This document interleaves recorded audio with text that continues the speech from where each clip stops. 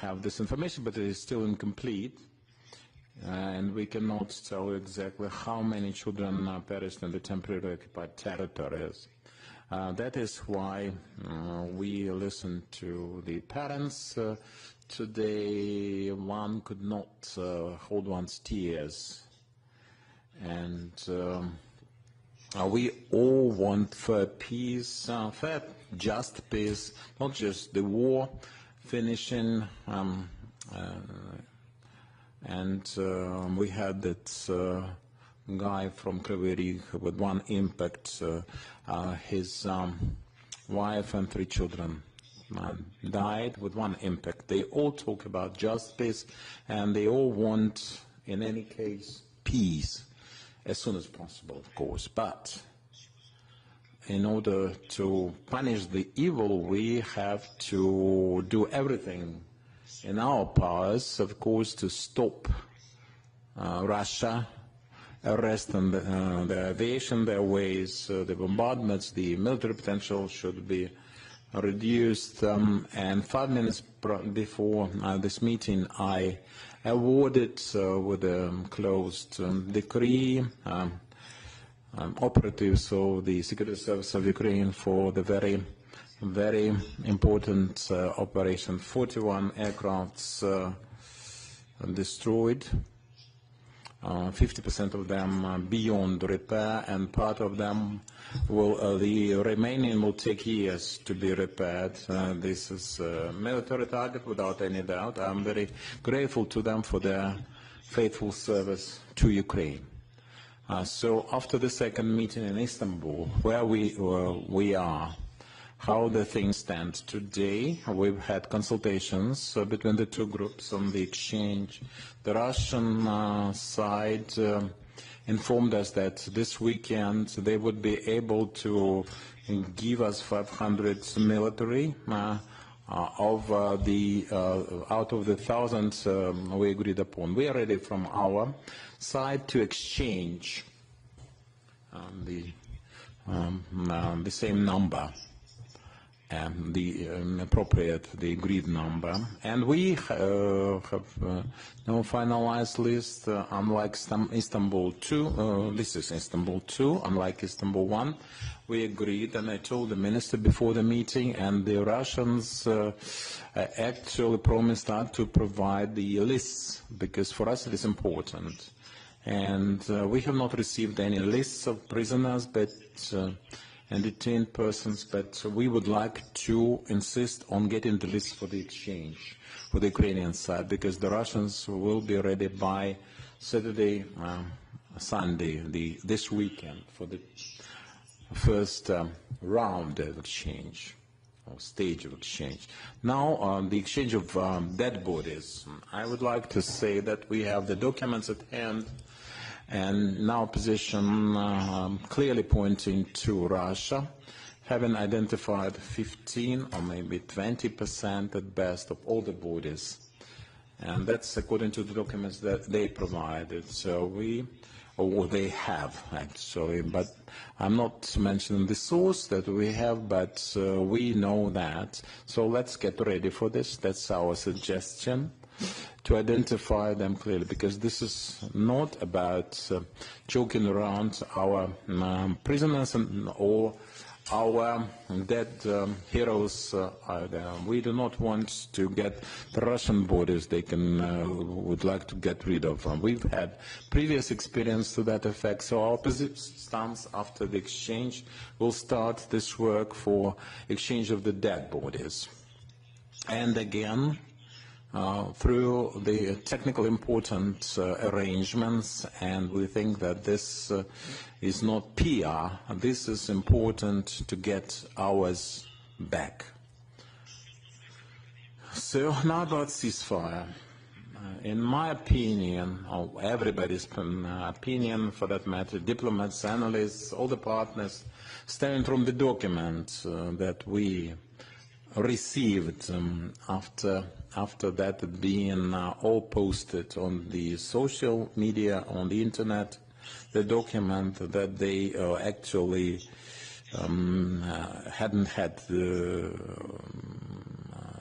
handed over, but now it is available. So, before the meeting, it wasn't available. We have not received any response to the document that we provided before the meeting, prior to the meeting, as we all wished. And the American president, the US president, talked to the Russian side, and Putin promised to Donald Trump that we would get the document, they would provide the document before the meeting to the Ukrainian party, to the Ukrainian side. And it is very important, Mr. Donald Trump personally said that if you provide it, as he said, it should be doable. That's his own words, doable. The deliverable should be doable. And we wanted it to be delivered before the meeting, for obvious reasons. In my opinion, and my opinion coincides after the perusal of this document, we understand why they failed to provide it before the meeting, because they understood it was an ultimatum, and neither the Ukrainian side or anyone at all, this is an ultimatum. This is not a memorandum of any kind of understanding. MOU is supposed to be bilateral, not unilateral, or somebody just claiming and presenting demands. So we cannot call it a memorandum. This is an ultimatum of the Russian side imposed on our side, right? Well, in our opinion, my personal view is that they failed to provide it because they did not want it to go public, because Ukraine would have been in a position not to come to the meeting, not because we don't want to, but that would make the meeting pointless, would have made, and you know, they, it's like cheating, you know. Cheating,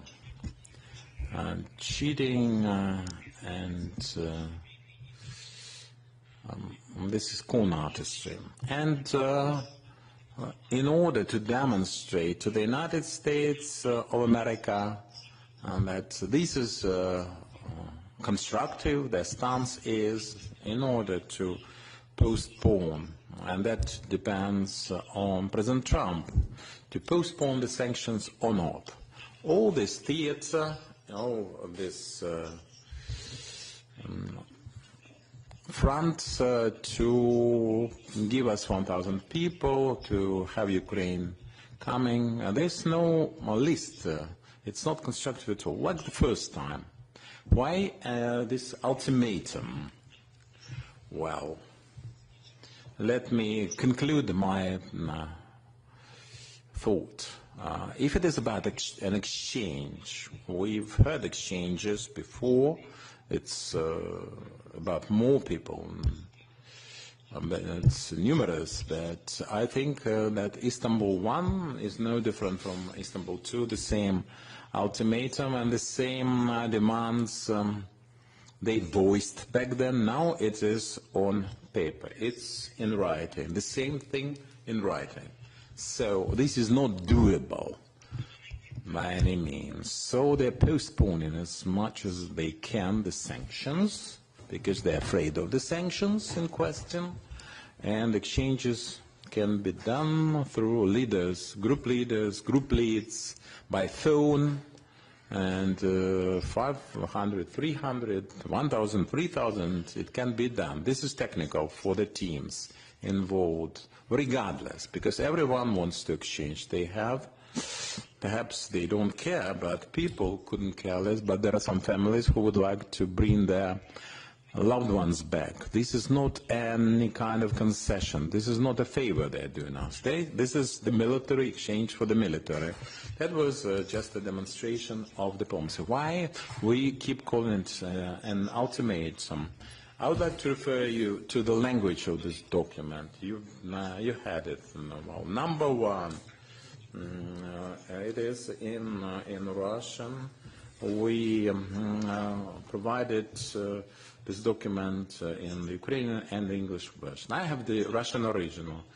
international recognition of the Crimea, Luhansk, Donetsk, People's Republic of Zaporizhia, and Kherson Oblast, and withdrawal of the armed forces from the said regions and recognition of them as part of Russia. This is really an ultimatum. This is against the UN Charter, clearly. It's against any kind of reason and constitution of Ukraine to boot. And they are aware of that, and this is the best prize, the biggest prize for Putin for starting the war. This is his reward. And Putin said to Trump that promised to make it doable, but this is not doable. Even they want it, it's a wish list, but this is not doable by any means. Now the second point is Ukraine's neutrality. Ukraine's neutrality and its refusal to join any military unions, alliances, coalitions, and prohibition of any kind of military activities of the third countries, the territory, Ukraine, military bases, military infrastructure. So, well, 2014, when Putin and took the Crimean part of the Donbass, the Ukrainian Donbass, and that was the unaligned status affair. This is not doable, and this goes against any kind of logic. They started their invasion when we had the non-aligned status effective. Nothing to discuss. So he wants this to use, by all means, to use occupation of our country. Now about NATO. Why? Well, we presented a document for discussion. It says that it is in the Constitution. This is the issue.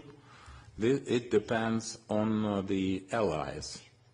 It depends on all NATO members. That's their goodwill, whether to engage, and they need unity for that, as we know, to invite Ukraine to join NATO, and by the by, not to invite us, to refuse to, they need unity to turn us down.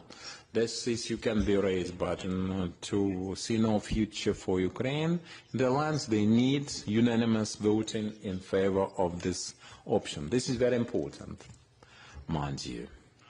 Now, the third point, the third item, so refusal to conclude any international agreements. This is just cutting on our sovereignty. Any kind of state, Ukraine is not an exception, it's a sovereign state. And this is violation on Vienna Convention on the right of 1969, the right to conclude the international agreements.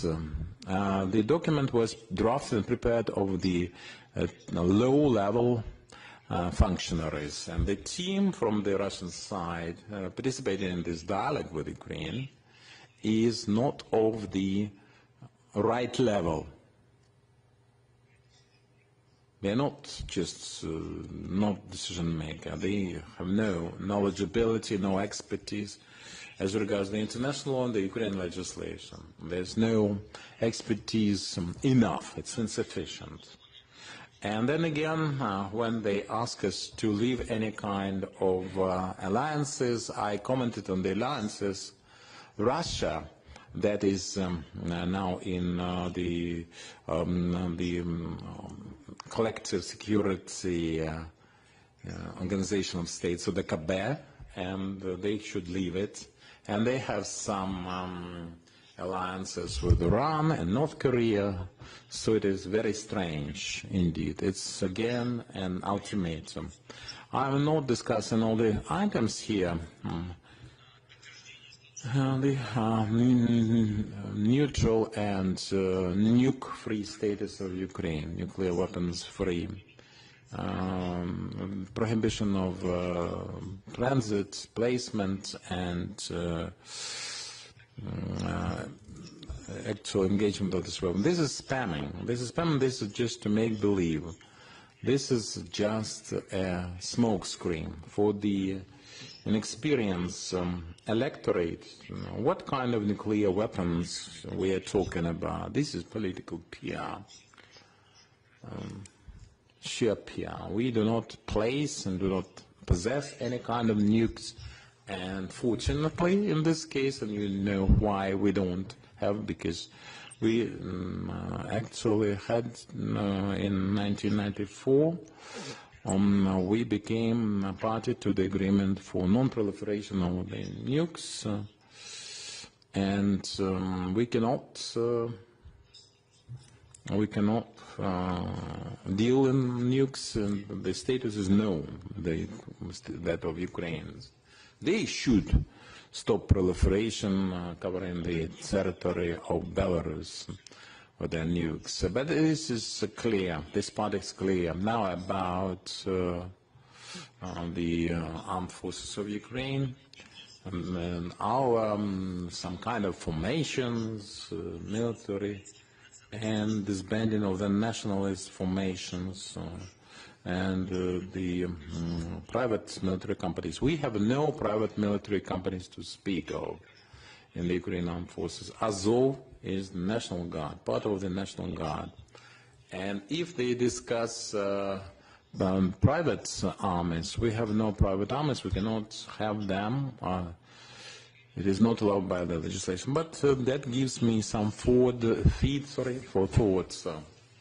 And they have the Wagner-like groups, and they recognize that they have private military companies operating Wagner notoriously, but now they recognize that they have them. And I'm not discussing all the items, specifically the Russian language. We have the official language, it's Ukrainian, and they stay concerned with the Russian-speaking population. It looks very strange because they have destroyed and keep destroying en masse the regions where the majority of people used to speak Russian or Russian and Ukrainian in parallel. So this PR and bloody ultimatum, and that is what I see here, concluding. They are prepared for the exchange because they need the exchanges. We are prepared to exchange, but we cannot continue any diplomatic contacts at the level that is not decision-making at all. I think is pointless. It's my opinion. In my view, the exchanges are ongoing and should be ongoing. The Russians are not ready to arrange for any ceasefire. They cannot make such decisions. They are not empowered. It's for the leaders to decide. That's how they presented it to us. That's a different level of decision-making. All right. And my proposal is, we suggest, and I think our partners can support us there, we suggest to the Russians to have ceasefire before the leaders' meeting, till the time of the leaders' meeting. So we are prepared to have this meeting to avoid any kind of speculations and insinuations. It's up to Russians, Istanbul, Vatican, Switzerland, any venue, from Monday on, any day. Why ceasefire till that meeting, a leaders' meeting? Because we'll have a meeting if we don't fail to reach any kind of understanding. There's no desire, will to de-escalate. There's no vision of concluding that. We can do that on the same day and conclude. That's the Russian unilaterally. You do that. We'll leave it to them. If we can continue talks, the dialogue, and are prepared to make the de-escalating steps, well, then we will. Ceasefire with American monitoring, the U.S. Safeguards of mediation. And if They do not want a long ceasefire. We can have a any day, starting from tomorrow, and can have arranged. I'm available for the meeting. 1, 2, or 3 days, the ceasefire. They wanted the Easter, great victory is there on the 9th of May, and they can all arrange for this win-win with the ceasefire. However, President Trump would support it, and President Erdogan would like to have this 4 sides, him, Donald Trump, myself, and Putin. We are ready for this meeting any day. Well, that's it from me. Dear colleagues, first about the items covered. So put your questions, but first introduce yourselves. Natalia Kushnib, ABC News. Mr. Zelensky, having read this memorandum, this is an extended version of 2022 without the denazification and demilitarization. There's a notion, but essentially there. So what's the difference between the two versions? I don't see any, almost none. I can see that there are certain changes in the language for the ultimatums in question. And basically the essence, the gist, the spirit are the same. There are some additional spheres, edits where they would like to physically, they wanted to destroy the leadership originally. Now it's about electoral processes, but I don't see any change essentially. Some changes in approaches. Why? There's this insufficient pressure on the Russian party. Some operations make the rhetoric of the United States more vigorous because they said that we had no cards on our hand. Now it is a bit softer. It's a bit mitigated. I'm being cautious about this. Our team is in the States right now, and the atmosphere has changed. Now, today we expect a big Senate briefing in Senate. Vice Prime Minister Yulia Sviridenko, my head of office, Mr. Yermak, Mr. Boyev, Deputy Minister of Defense, my envoy for sanctions, and the advisor in military matters.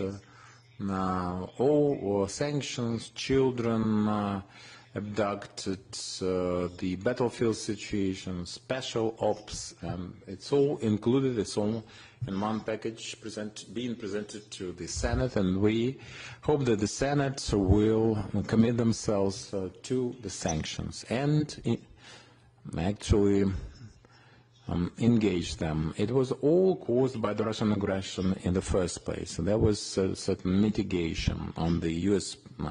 part for the conditions, and the American side said originally that without ceasefire, without agreement to have the ceasefire, the sanctions would be employed. We have demonstrated that we are ready. The Russians have demonstrated that they are not ready for any ceasefire.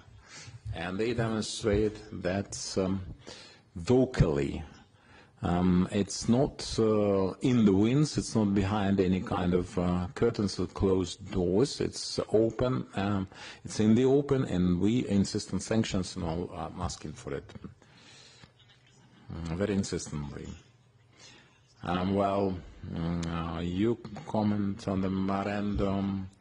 And this is just a make-believe. This is not this is a more smoke screen, not and the Russians speak to that effect. In your opinion, why our partners, the U.S. partners, fail or seemingly fail to understand that? I think some of them do understand. Some of them don't. Well, I think the Americans are intelligent people. Some of them are just not willing, in particular, to notice certain things. Some of them are prepared and quite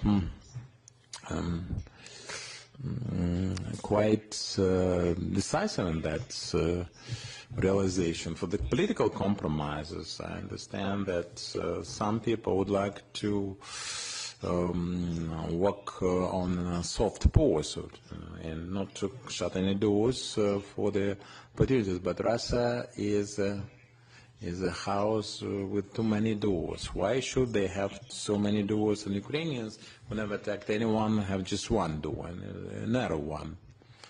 Well, and we would like to for everyone to see, well, the more and more people in the United States, I mean the leadership, more and more people can see what Russians really want. They want to keep procrastinating, postponing with the make-believe diplomacy without any serious solutions and decisions, just to postpone the sanctions, suspend the sanctions, and keep advancing, occupying the Ukrainian territories. That's what they want.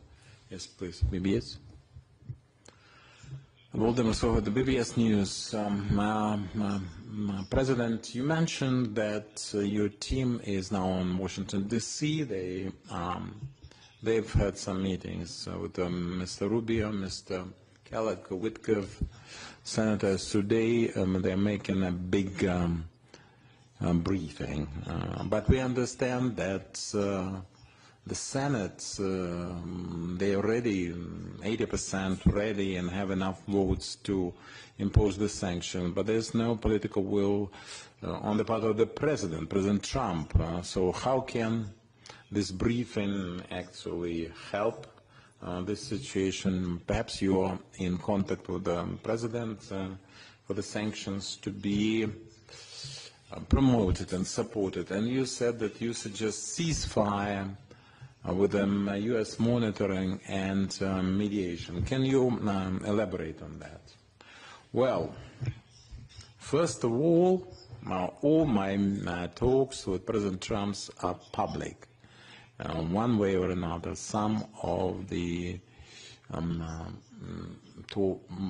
meetings are not public in certain aspects, in certain points, but we are always meeting openly. Now talking about the other levels of U.S. management, let's say. Some of the discussions are not public. There are plenty of them, quite enough, and they all are supposed to bear fruit before they are made public. This is my second point. About the sanctions, we understand that the Senate is ready for that, and we heard yesterday not just the senators, but Congress people, and the Speaker, Mike Johnson. I had no meeting with him, but that's his stance, his position, and I'm happy to see that. But the President Trump is supposed to be ready.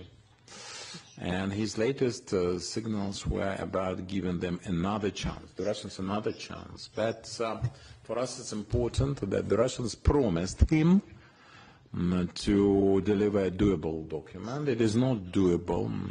It's not my political will, or my political agenda, which is a very important point in its world. I'm not difficult.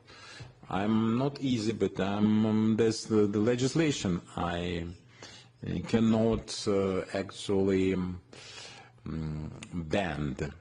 This is not about advocacy. This is not an advocacy campaign or lobbyism. This is the international law, the Constitution of Ukraine. So we have what we have. We have this legislative foundation. That's why it is important for us to be consistent in our steps, all of us. I am in favor of consistency suggested by the U.S. side. Ceasefire or sanctions. That's the dilemma. We didn't want any sanctions against us, so we choose ceasefire. The Russians don't care, I suppose. So then, sanctions for them.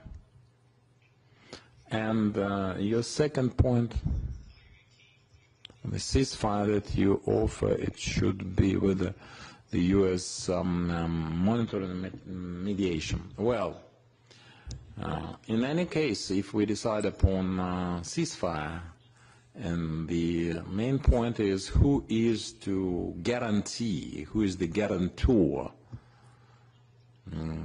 who is the mediator, in order to say that this side violated, that side violated. So it's for violation of ceasefire that then get sanctions. And in Istanbul 1, Istanbul 2, we discussed that the U.S. can monitor this and mitigate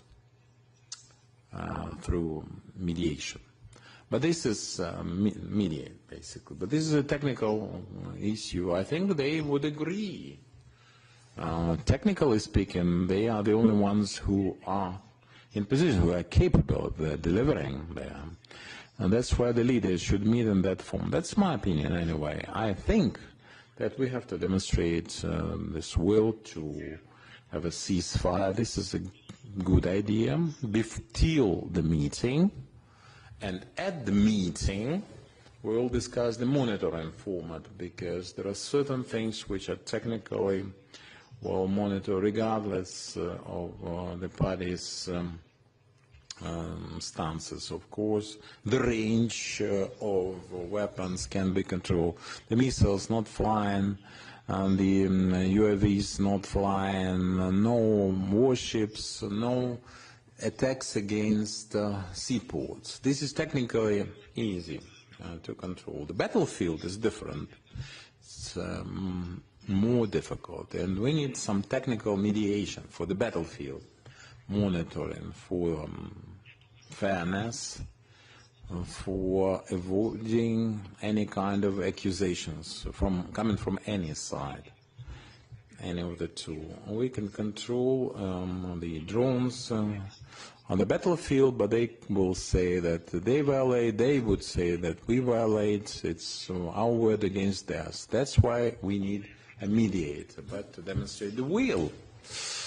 Now, we can do that before the leaders' meeting, and the Russians cannot argue against that, because they have done this, they've been there twice, unilaterally, though they kept attacking, but that was their unilateral announcement, and they wouldn't say that it was impossible without the U.S. partners. So we have to first understand that they are prepared to conclude this war. They have the will, and present a way. So we think that we should cease fire before the leaders' meeting, unconditionally, because we are ready. Tomorrow, Istanbul, Switzerland, Vatican, tomorrow, day after tomorrow,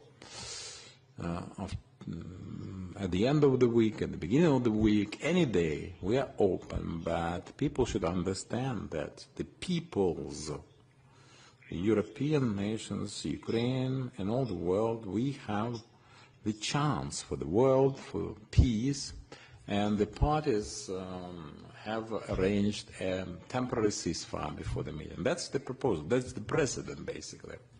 And we could do without it if people in Istanbul on the Russian side are constructed, but they are not. So, Spilne, public broadcaster, about the memorandum, are there any items that Ukraine can consider as a draft? And you said that that memorandum, should we had we received it earlier, we wouldn't have had to go. Well, the Ukrainian side said there's nothing on the table. This is the ultimatum. But otherwise, there's no proposal for the escalation. So my question is this. If you have meetings for the delegations, does it mean that Istanbul 3 will never Sure. If we want to be substantive, I describe the format, not the ultimatum we have on the table. It's not about the items in this document. It's not just about some items that we disagree with. I can go one by one through the list.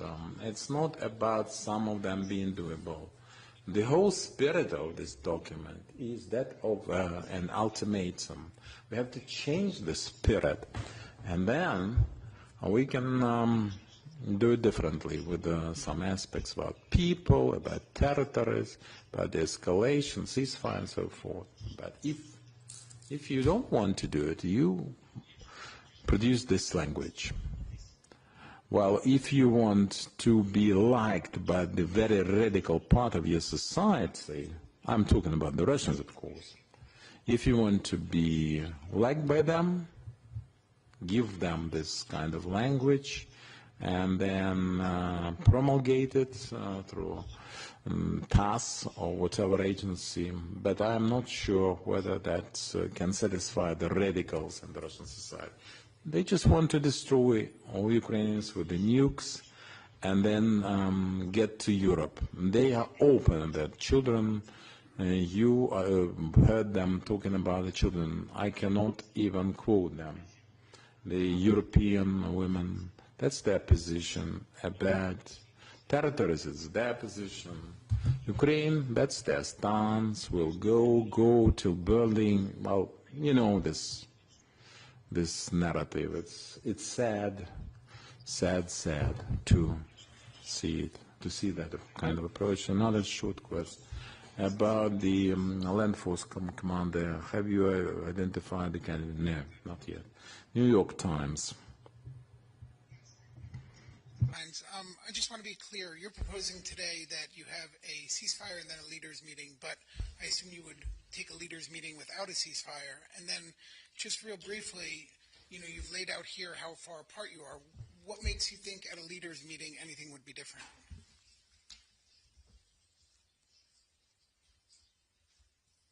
My opinion, if we will have a ceasefire, this short one, before leaders, I think that this is, first of all, this is a mood and spirit of the meeting will be that we are speaking about peace or we're beginning from the war. This is the first. This is about the escalation. The second point, if leaders are coming, if leaders have meeting, all of us want, I think, to have some successful with their nations. Any kind of success, big or small, but in any way it will be a step forward to peace. If we can decide lasting or a long ceasefire until we will make the document, which will not be ultimatum, will be document, this is good. It's not, something what we dream each day, yes, about, but it's a big step to peace, very big step to peace. The second point, if we speak about humanitarian issues, if we speak about children, how to get back thousands of children, it's not about day, week, month. I don't know how long it will be. Really, it's a pity. But some children can be adults. I'm sorry, but I want to underline this. So that's why, as early as we can start this discussion and find mechanism how to get back children. Yes, as early as possible, we have to do it. That's why I think if on the level of leaders you have political decision of ceasefire, then prepare technical groups for prepare the document which will bring us to the end of the war. Then children, then exchange all to all. If on the level of leaders we will say all to all, so this is the last chance. Nobody else will decide, and nobody can say, I need consultations with other guys or something. No, on the level of leader, we decide. It's mean that we can have some success, even some success. And I think this is possible. Of course, if United States will stay strong, and if Russia will be ready for some steps to peace. I'm not, because they are not ready for peace. I think so. But I shared it in September with President Trump. He's not yet president-elected, but I shared with him, I think that Putin personally doesn't want any kind of peace, only ultimatum and only full occupation of Ukraine, Belarus, Moldova, Latvia, Litva, Estonia, Kazakhstan. I think Kazakhstan can be earlier. Sorry for the word can be. I mean, this, God bless, nothing will be without with their sovereignty. But I think that he's moving this way, and also Poland, and also I spoke with the new, for example, with the new president of Romania. I said to him, so what does it mean, occupation of Ukraine? Everybody understands that it's occupation of Moldova. Immediately they stay on the borders with Romania. Immediately. I mean, so it will be very quick. So that's it. That's what he wants. That's why we don't need to wait from Putin, especially from his person. We don't need to wait the time when he will be ready for the peace. And from him, we can't wait for his initiative moving to peace. We just have to pressure on him, and maybe we will get peace. And we are very close to this with sanctions and etc. But we need unity in it and joint position. Just to be clear, so could there be a leaders' meeting without a ceasefire, or in your mind, or that would be not really serve a purpose? Could you still have a leaders' meeting without the ceasefire? Yes, it can be. It can be. Yes, again, so we are. I don't want to be very flexible with the ceasefire, because it's a real. I mean, this is a possibility, and big possibility. Because between us, for President Trump, but it's not a secret. For him, ceasefire is the end of the war. It's true, but it's really big. It's a really big step to the end of the war. I think so. With Russians, I think so. But even if there is no ceasefire, I mean, if your question is directly, are you ready for the meeting on the level of leaders before ceasefire?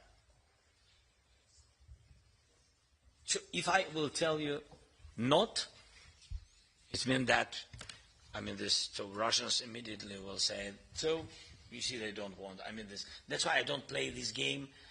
Let's think about it, or I will think, and a little bit later, and etc. No, if they're not ready for ceasefire, but ready for just for meeting on the level of leaders, okay? But my position is better to have ceasefire before. It's a spirit, as I said, it's moving to peace. It's a topic of our meeting, how to continue such ceasefire and other de-escalation steps, or not to continue. ICTV. Христина Гавриш, телеканал ICTV. Christina Havrish, ICTV President. We haven't seen any public response to the web operations from Donald Trump. Perhaps it has been made public, but Keith Kellogg said that was Ukraine's raising risks in this war. Can you comment on this? It is very difficult for me to comment on Donald Trump's position, President Trump's position. We haven't heard his position, but we have heard from some people, let's say, from his close circle, I think that's their shared position. Well, it's my guess anyway. So the United States, we're still hopeful, and we will hear from them. We know that it is absolutely just and fair. We never targeted any civil infrastructure and children like the Russians do. Nothing of the kind, right? And we have done things just and fair for the intelligence services of any countries, all the jurisdictions,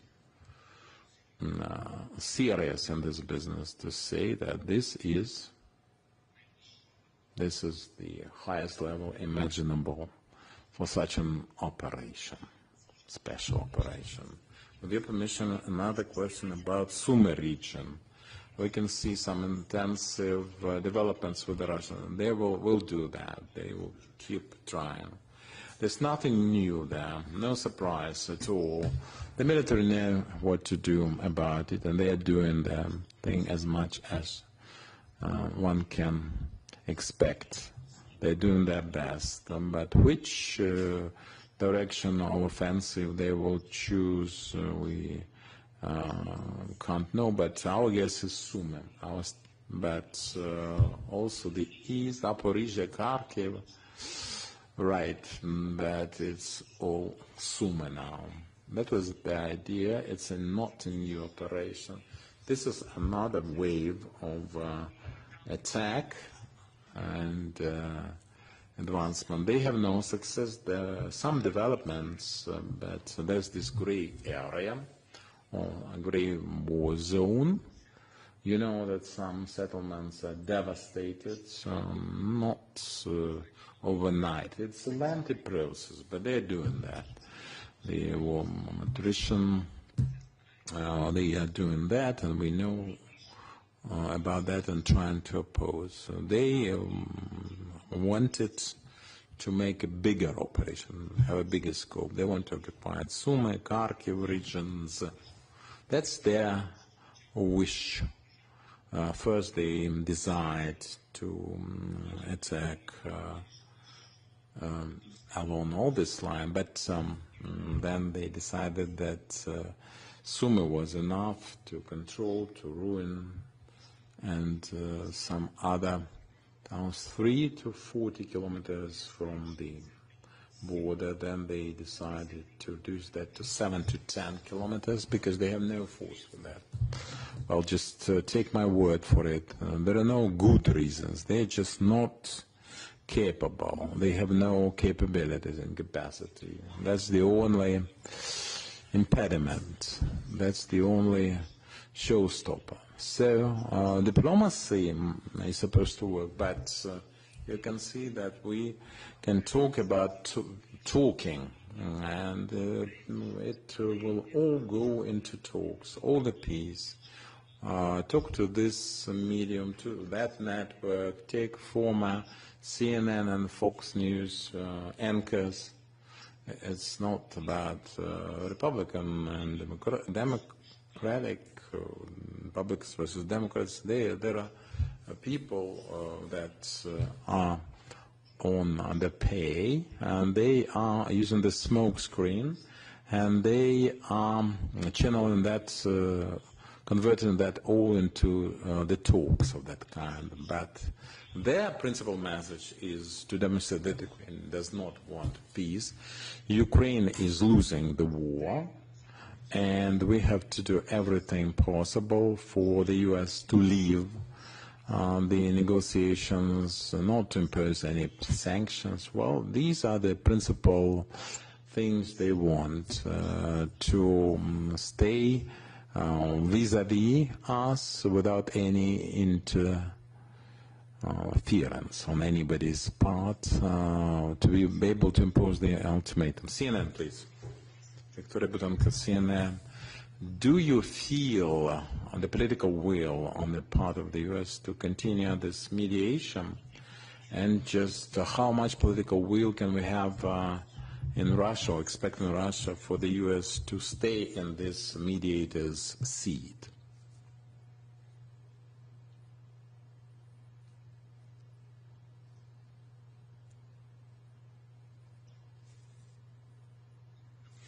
Well, for example, in Turkey, there was a demonstration of this role for the US. The Russians did everything to actually squeeze them out of the venue. They did it once. Everyone was surprised, astonished,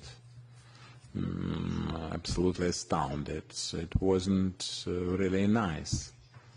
And we all went there because of the Americans on their urge, and they actually encouraged us to do that, to introduce some general approach. But the Americans all of a sudden were squeezed out of that by the Russians. The Russians were very offensive about that. And the ultimatum, that was in the pipeline with them. That was on the agenda they have. And quite frankly, they are not happy with the Turkish mediation, to tell you the truth. Why? Because here is how it happened. With the Turkish mediation, our first meeting in Istanbul was, then first they got rid of the US. And there was no representation. If you compare the level of representation that time and this time, nobody. Back then, everyone was much more constructive, and then they saw what Russians had in mind. Then Turkey gave the floor to the Russians in Istanbul. That is important. Why? I have no claims against that. I don't blame the Turkish side, but we have to understand the story. The Russians, well, were given the background information, going back to Peter the Great of theirs, well, trying to win the time, and then say, well, we have the talks, we have the exchange, all right, we've done that. The second time, the Turkish party gave the floor to us, and that was right, that was fair, and we got down to business. And then the Russians brought us back into this historic background. The Russians, according to our information, are very unhappy with the Turks, the Turkish conduct in that situation, you see. That's because they feel like gods. We've had almost an hour, 3 questions, you and Bloomberg.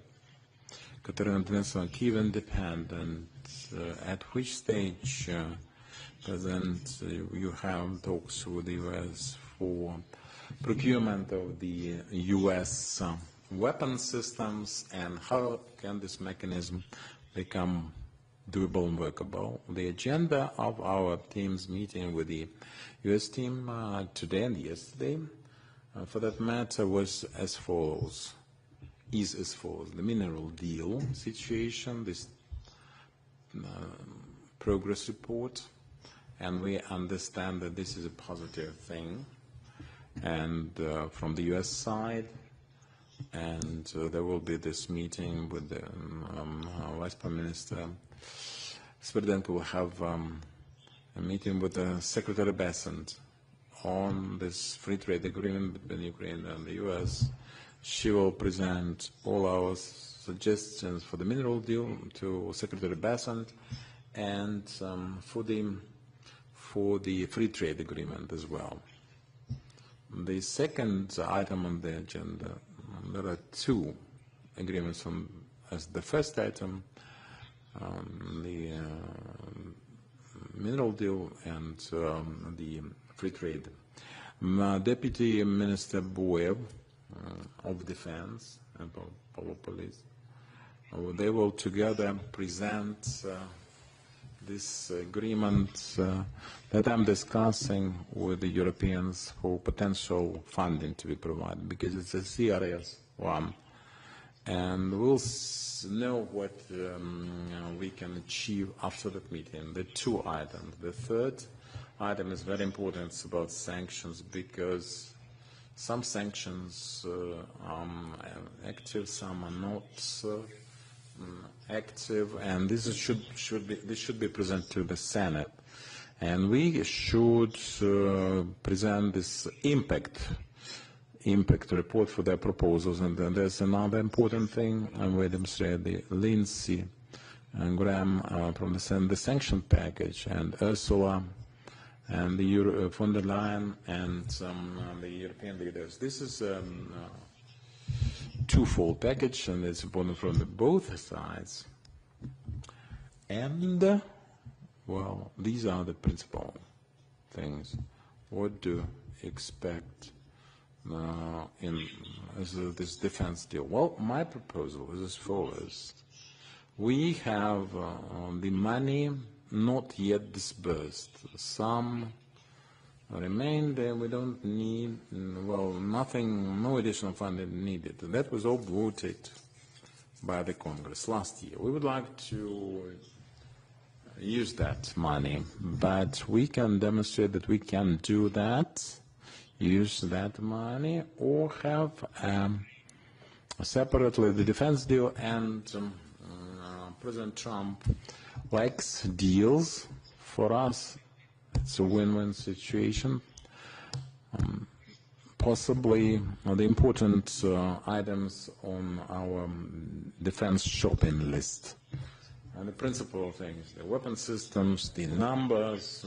Well, I don't see, quite frankly, any big challenges in that department, because we want to get the weapons. Let's say Middle East representatives would buy, and even more buying from the U.S. arsenals and the American weapon systems. Well, it's not anything out of the usual. This is a normal thing to happen. Bloomberg, last question.